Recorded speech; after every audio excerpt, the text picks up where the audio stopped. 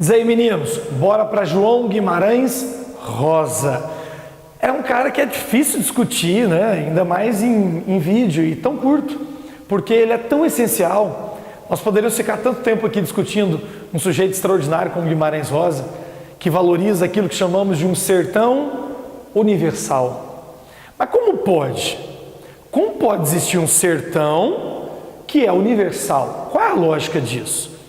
A lógica, senhores, é que ele não vê nenhum problema em construir uma narrativa em torno de uma espacialidade reduzida, como o sertão de Minas Gerais, onde boa parte de seus contos acontece em Sagarana, onde boa parte de sua obra se constrói.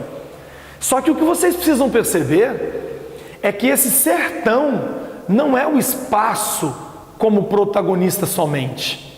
Há um sujeito nesse ambiente, e esse sujeito não se limita apenas a essa realidade. O que nós chamamos de sertão universal é porque, apesar da narrativa se construir nesse espaço, o indivíduo que ali habita experimenta vivências, conflitos, dores, sentimentos que extrapolam sua espacialidade. E é aí onde o sertão torna-se universal.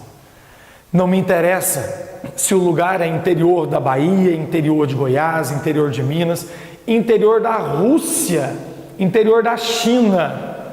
O espaço local ali exposto não será limitador da condição humana. Os conflitos que as personagens de Guimarães Rosa apresentam para nós e vivenciam em sua ficção nos revela claramente a universalização do que caracteriza a dimensão e a natureza humana. Isso é lindo. Guimarães Rosa consegue, com seu jeitinho mineiro, bem delicado, cuidadoso, prestativo, atencioso, ele consegue ir cativando o leitor. Se num primeiro momento a linguagem dele assusta, porque é uma linguagem bruta, dura, é uma linguagem difícil de você adentrar, porque valoriza muito neologismos, arcaísmos, experimentalismos linguísticos que são característicos desse espaço sertanejo. Apesar disso, mas quando você consegue finalmente experimentar a linguagem e fazer dela sua, se revela um outro mundo, se revela uma outra realidade. Do mesmo jeito que se você fizer a mesma coisa com João Cabral, você experimenta um outro universo. Do mesmo jeito que se você fizer isso com Clarice, você experimentará um outro contexto. Essa capacidade de reinventar a existência, de reinventar o mundo que nos cerca, é característico dessa terceira geração ou pós-modernidade. É característico desses autores. Eles fazem isso com muita maestria. João Guimarães Rosa é mineiro, de Cordesburgo. Ele vai nascer, senhores, em 1908. É de uma família que, se você for ao interior de Minas, vale muito a pena conhecer a cidade e caminhar pelas ruas e conhecer a casa, a venda que o pai tinha, lá hoje transformado em museu. Vale muito a pena você observar como era o cotidiano naquele início de século. É um moleque muito estudioso, vai se formar e vai fazer carreira em duas áreas. Primeiro, forma-se em medicina, ele vai acabar não atuando muito tempo, e depois vai fazer carreira diplomática. Na diplomacia é que ele vai se tornar o senhor Guimarães Rosa que nós o conhecemos. Ele foi diplomata no período de guerra, sua esposa e ele, na verdade nessa época já sua segunda esposa e ele, conseguirão salvar muitos judeus em um momento muito complicado que todos nós conhecemos da Segunda Guerra Mundial. Ele já foi algumas vezes, tanto sua esposa quanto ele, homenageados por conta daqueles que eles conseguiram salvar. Então nós estamos falando de um cara que realmente, ele sempre teve como matéria o ser humano. Ele sempre teve como objeto a existência, a nossa natureza. E quando ele volta para o Brasil para assumir um cargo alto, Itamaraty aqui, um controle, ele resolve também voltar para suas raízes, para Minas Gerais. Ele resolve reconstruir sua vida no sertão. E ali, naquele espaço sertanejo, ele vai começar a entender o que significa a necessidade de reconstruir as lembranças, as memórias, a linguagem, os valores, os dilemas, os questionamentos existenciais, porque afinal de contas ele é humano e ele observa a natureza humana, mesmo que sertaneja. Então, meninos, presta atenção em alguns pontos que são essenciais na composição do que representa Guimarães Rosa. Nós estamos falando de um cara que tem um enorme interesse pela natureza, por bichos e plantas, pelos sertanejos e pelo estudo em línguas. Ele é um pesquisador da nossa fauna, da nossa flora, da nossa linguagem. Pare e pensa bem. Olha como um sertanejo normalmente fala. Lá na fazenda do seu tio, na fazenda do seu pai, do seu avô. Observe aquele homem que viveu a vida toda naquele espaço. Já percebeu que muitas vezes ele tem até medo de dizer perto de você? Exatamente porque ele não tem esse traquejo da fala. A comunicação para ele não é simples.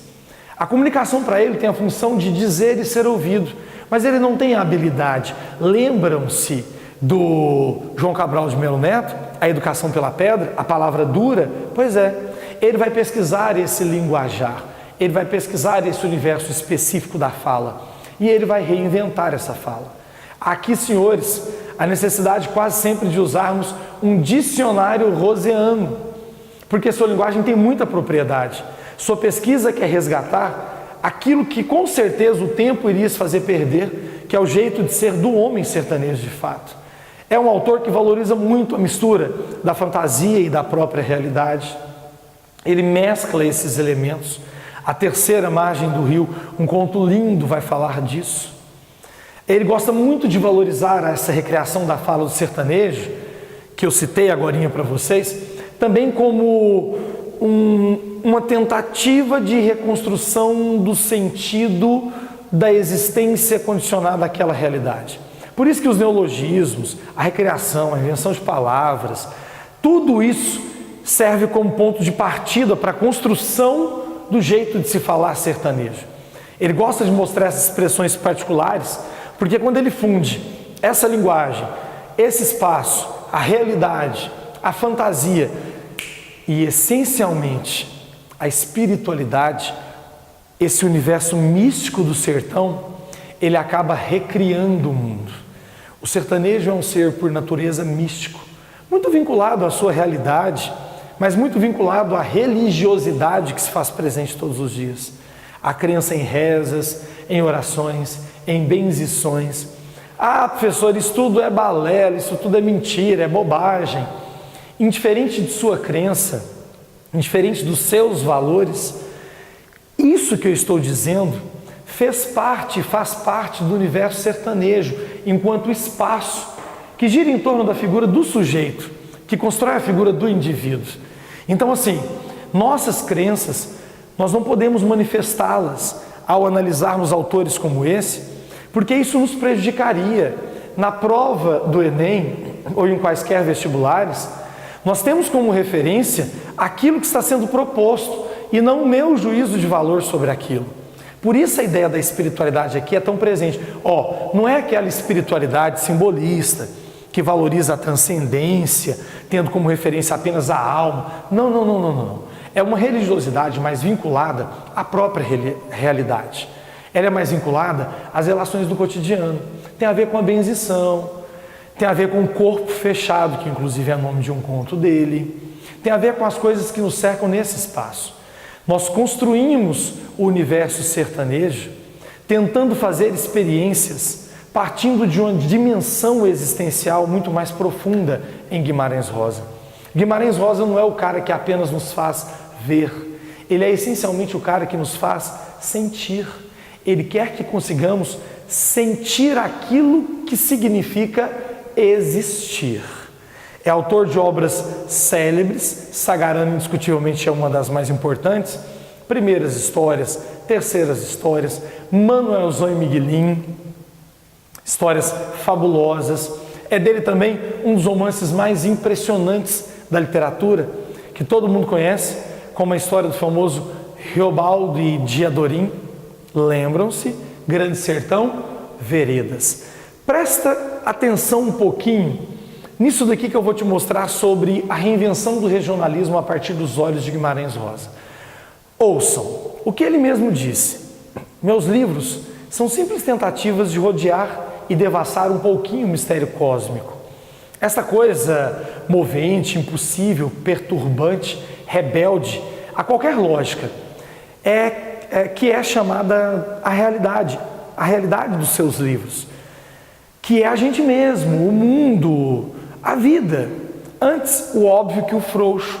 Toda a lógica contém inevitável dose de mistificação.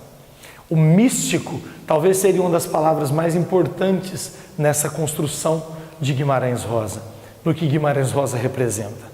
Senhores, eu vou deixar por conta de vocês procurarem os textos do Guimarães, fazerem a leitura dele, e aí com a leitura em mãos, observem esses 3 pontos novamente. A reinvenção da linguagem do espaço sertanejo, a universalização das tensões, dos sentimentos, das dores humanas e a necessidade de Guimarães de nos fazer sentir o mundo que nos cerca a partir de histórias extraordinárias que revelam a verdadeira dimensão da alma humana. Beleza? Valeu, meninos!